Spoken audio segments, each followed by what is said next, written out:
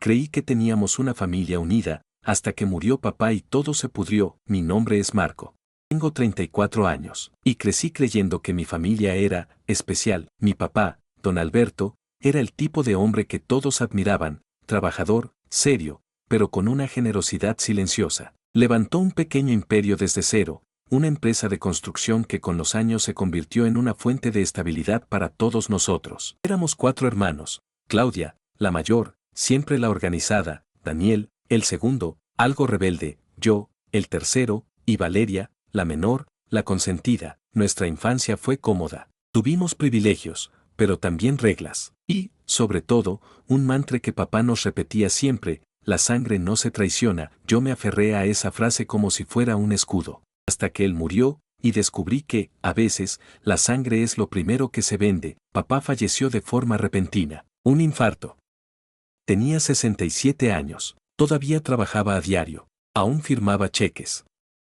Aún daba órdenes. No alcanzó a jubilarse. El golpe fue brutal para todos. Pero lo que vino después fue mucho peor. En su testamento, papá dejó instrucciones claras. O eso pensamos. El patrimonio era grande: casas, terrenos, cuentas bancarias, acciones, la empresa familiar. La primera lectura del testamento fue como una bomba silenciosa. Claudia recibirá el 30%, Daniel, el 30%, Valeria, el 30%, Marco, 10%, así.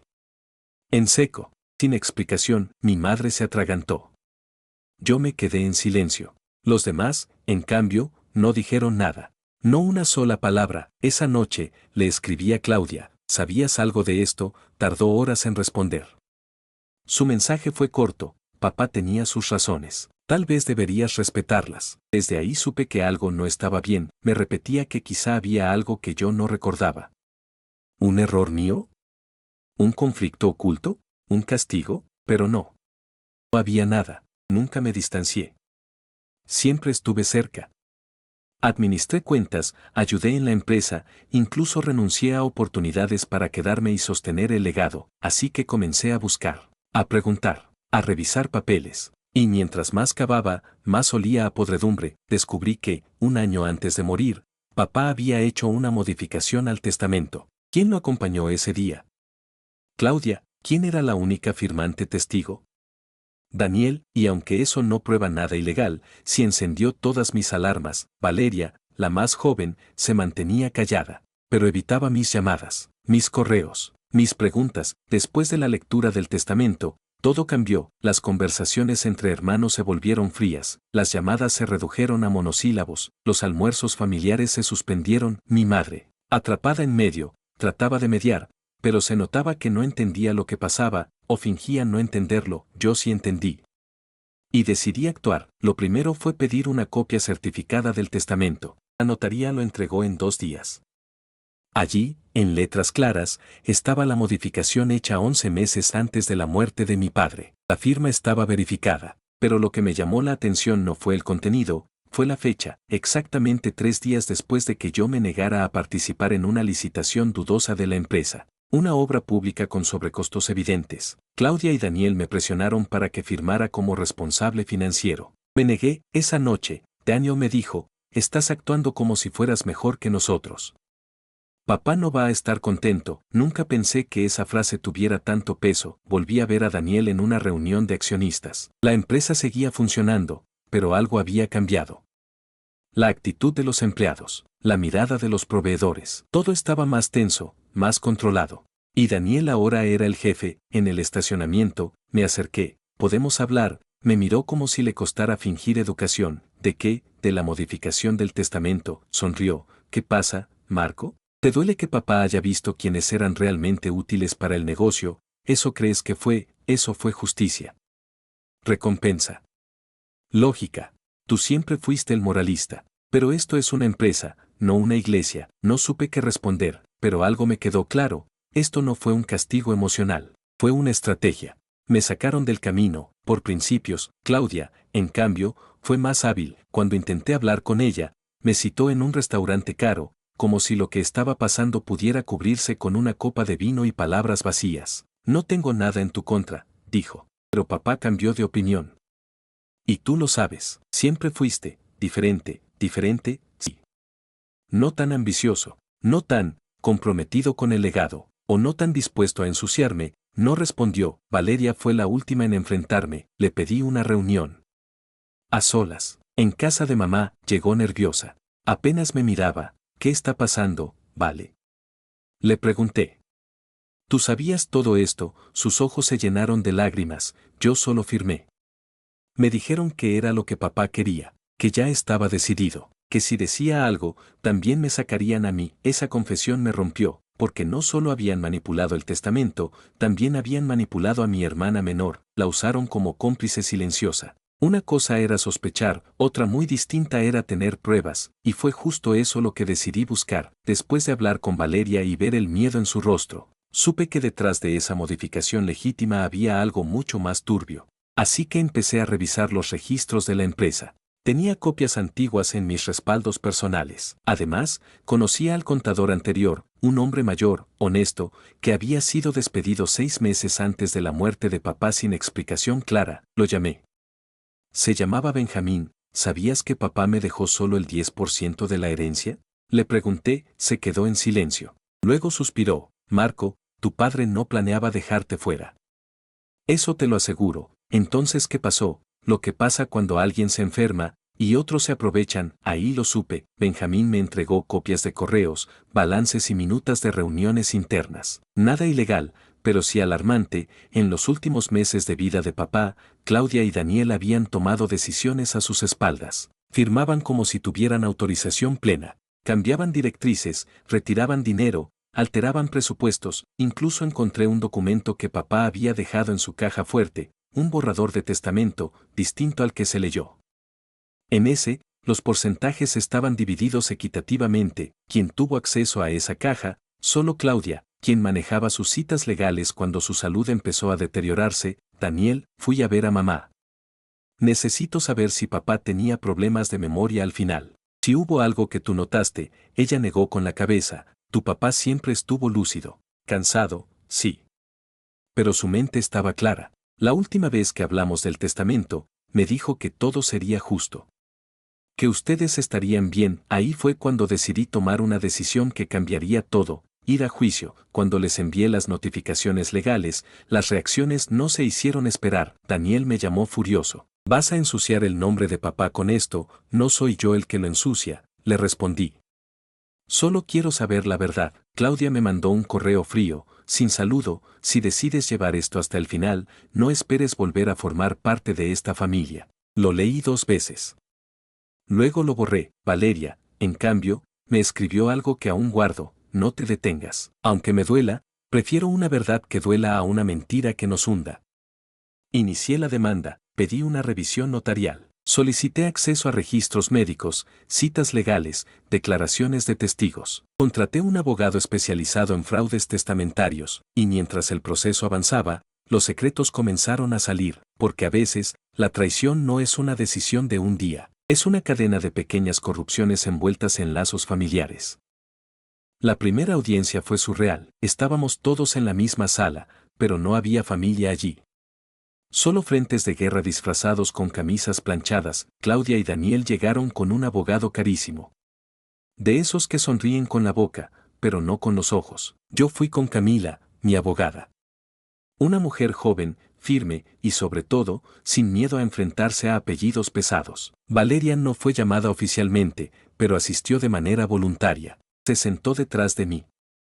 Ese solo gesto me dio fuerzas. La estrategia fue clara desde el inicio. Ellos buscaban invalidar mi reclamo por falta de pruebas contundentes. Nosotros queríamos probar manipulación e influencia indebida sobre mi padre en sus últimos meses de vida. Las primeras semanas fueron agotadoras. Presentamos pruebas, documentos donde Claudia y Daniel tomaban decisiones sin papá, un informe médico que mostraba un deterioro físico, aunque no mental, testimonios de extrabajadores, incluido Benjamín, que relataban presiones internas y cambios sospechosos en la empresa. Claudia respondió con frialdad. Daniel mintió descaradamente, incluso negando conversaciones que yo tenía grabadas. En una de ellas, decía, papá ya estaba cansado, no se enteraba de nada. Valeria lloró al oír eso. En la tercera audiencia, Camila dio un golpe maestro. Presentó como testigo a un exnotario amigo de papá, quien había revisado el borrador original del testamento. Él confirmó que en efecto, la intención era repartir el patrimonio en partes iguales, pero que misteriosamente, a última hora, fue cambiado por otro abogado, contactado por Claudia, y firmado en condiciones poco claras. El juez tomó nota. Por primera vez, vi a Claudia perder el control. Su voz tembló. Daniel le apretó el brazo. La imagen fue clara. Se estaban derrumbando, el ambiente fuera del juzgado era peor, mamá se enfermó por el estrés. Me rogó que parara todo. Esto no nos va a devolver a tu padre, Marco, no, mamá. Pero quizás nos devuelva algo de justicia. Recibí amenazas anónimas por correo, llamadas sin respuesta. Alguien intentó desacreditarme profesionalmente. Claudia filtró rumores a socios de la empresa, insinuando que yo estaba detrás de un chantaje familiar, pero nada de eso funcionó.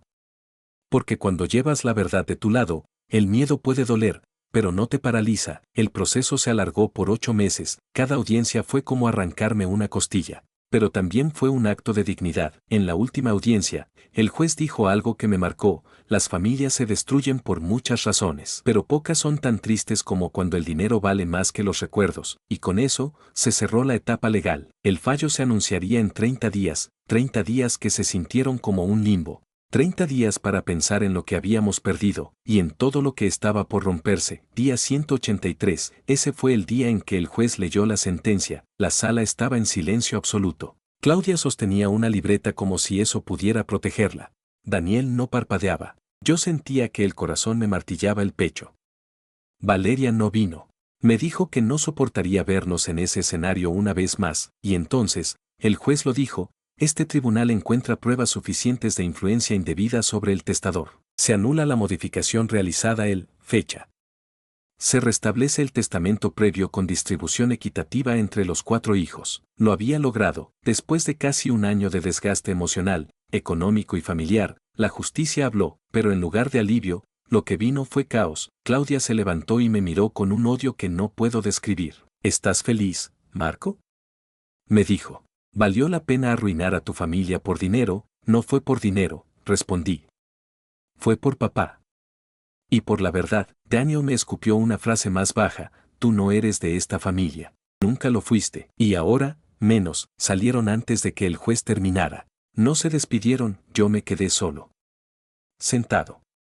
Con una mezcla de victoria amarga y vacío profundo, los días siguientes fueron un infierno silencioso. Claudia y Daniel vendieron sus acciones de la empresa, lo que provocó una caída en la moral interna y pánico entre los empleados. La firma entró en crisis. Clientes comenzaron a retirarse. Y por si fuera poco, filtraron información interna que dañó la reputación de la compañía. Intenté mantenerla a flote. Pero sin su parte, sin la red de contactos que ellos manejaban, fue como remar contra un tsunami. Mi madre me pidió que los llamara, que tratara de arreglar, pero arreglar algo que ellos mismos quemaron era como intentar salvar una casa en cenizas. Lo hiciste por justicia, me dijo Valeria, pero la justicia no repara afectos, solo corrige errores, y tenía razón. Una tarde, mientras salía de la oficina, encontré mi coche rayado.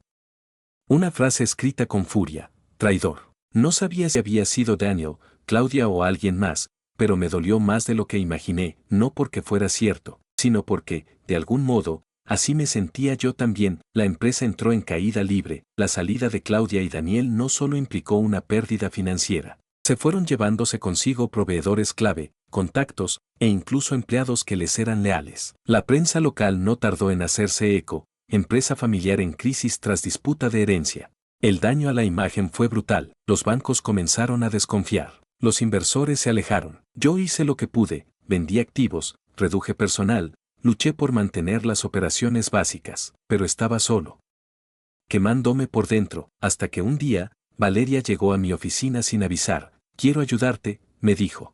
No quiero ver cómo todo lo que papá construyó se convierte en escombros. Le expliqué la situación. Teníamos 3 meses de oxígeno financiero, necesitábamos reestructurar deuda. Era necesario conseguir un nuevo socio estratégico, pero sobre todo, necesitábamos credibilidad. Ella me miró con esa seriedad que rara vez mostraba. Yo tengo una propuesta, pero te va a costar tragar orgullo. Estoy dispuesto. Necesitamos sentarnos con Claudia. No podía creer lo que escuchaba. Después de todo, después de lo que hizo, ella fue lo peor. Sí, me dijo Valeria, pero también es brillante. Y en el fondo, sigue queriendo preservar el legado, solo que lo quiere hacer desde su visión. Si logramos un acuerdo, aunque sea parcial, podemos salvar esto, me resistí.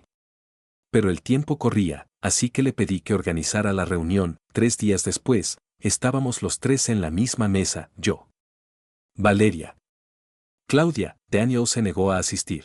No quería saber nada, la conversación fue tensa, dura, pero algo había cambiado en Claudia. Su mirada ya no era de guerra, sino de agotamiento. Me confesó que había perdido amistades, que sus negocios personales tambaleaban, que Daniel había actuado sin consultarla en muchas cosas. No quiero volver a ser tu socia, me dijo. Pero puedo presentarte a alguien que sí, y cumplió. Gracias a su contacto, conseguimos una firma de inversión familiar que decidió apostar por nosotros.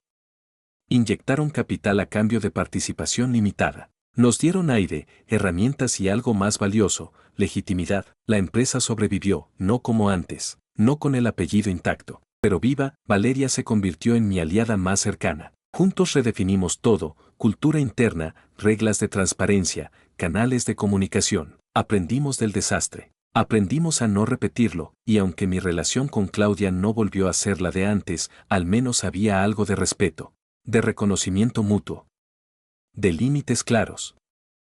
Un año después del veredicto, de la guerra legal, de la casi ruina y del rescate inesperado, decidimos reunirnos, no por nostalgia, ni por necesidad, sino porque mamá estaba enferma. Fue ella quien pidió una comida familiar. Las palabras se sentían tan fuera de lugar que causaron incomodidad apenas las pronunció. Pero no podíamos negarnos, ni Claudia, ni Daniel, ni yo, ni Valeria, así que nos reunimos en la casa vieja, la misma donde todo empezó. Había tensión. Mucha, pero también algo diferente, cansancio. No del cuerpo, del alma. Mamá sirvió sopa como siempre lo hacía papá. Nadie habló al principio, solo el ruido de las cucharas, pero luego ella lo dijo: quiero que digan lo que llevan dentro. Sin gritos, sin ataques, solo la verdad, porque no me voy a morir con esto en el aire. Y entonces, comenzó. Claudia habló primero. Se quebró. No lo hice por odio, Marco. Lo hice por miedo. Pensé que si no tomaba el control, todo se iría abajo. Y creí que tú no estabas listo, y por eso decidiste cambiar el testamento. No fui yo sola. Fue Daniel. Yo solo lo permití.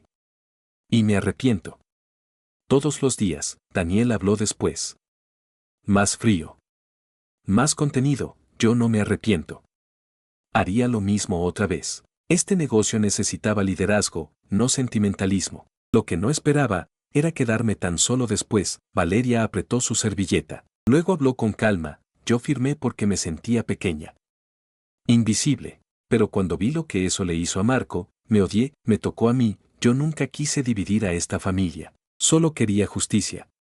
Algo que se sintiera limpio, digno. Lo que recibí fue rencor. Pero aún así, sigo aquí. La conversación duró horas. Nadie lloró fuerte. Nadie se abrazó. Pero hubo algo más valioso: silencio honesto. El tipo de silencio que aparece cuando ya no hay máscaras. Mamá nos miró a todos. Ustedes ya no son niños, pero siguen siendo mis hijos. Y aunque me rompieron el corazón, también me dieron esperanza. Nos quedamos los 5 allí, sin saber qué hacer con todo eso, sin saber si eso era un cierre o un nuevo comienzo. La reunión en casa de mamá no fue una reconciliación, fue una catarsis, un desahogo colectivo donde todos, por primera vez en años, fuimos humanos antes que herederos. No volvimos a ser una familia unida, pero dejamos de ser enemigos. Claudia se mudó al extranjero poco después, montó una firma de consultoría financiera y, por lo que sé, le va bien. Me escribió una vez, meses después, con solo 3 palabras: gracias por todo. No contesté. No porque guardara rencor, sino porque ya no necesitaba continuar ese hilo. Daniel sigue en la ciudad. No volvimos a hablar. La última vez que lo vi fue en el funeral de mamá, 2 años después. No cruzamos palabra, pero cuando bajaron el ataúd, me miró. No con odio, con una especie de reconocimiento silencioso. Y con eso, me bastó. Valeria y yo nos volvimos más cercanos que nunca. Ella se hizo socia activa de la empresa, liderando áreas sociales y comunitarias. Cambió el tono, la forma y el fondo del negocio. Juntos transformamos lo que quedaba en algo más humano, más transparente, no igual. Mejor. De mamá, no hay mucho que decir, salvo que hasta su último día nos pidió una sola cosa: no destruyan lo que su padre construyó con tanto amor. Y eso fue lo que hicimos. No por la herencia, por el legado, por el apellido, por el recuerdo. Hoy, cada vez que alguien me dice, tu historia parece una telenovela, yo les respondo, ojalá lo hubiera sido, porque al menos ahí sabes cuándo termina, porque la verdad es esta, las traiciones familiares no se superan, se atraviesan, y lo que queda después, es distinto. No peor, no mejor, solo, distinto. ¿Te has peleado alguna vez con tu familia por dinero? ¿Has sentido cómo el amor se desintegra por culpa de una firma? Tal vez esta historia también sea la tuya, y si lo es, suscríbete para más, porque en este canal no solo contamos historias, desenterramos verdades que muchos prefieren callar.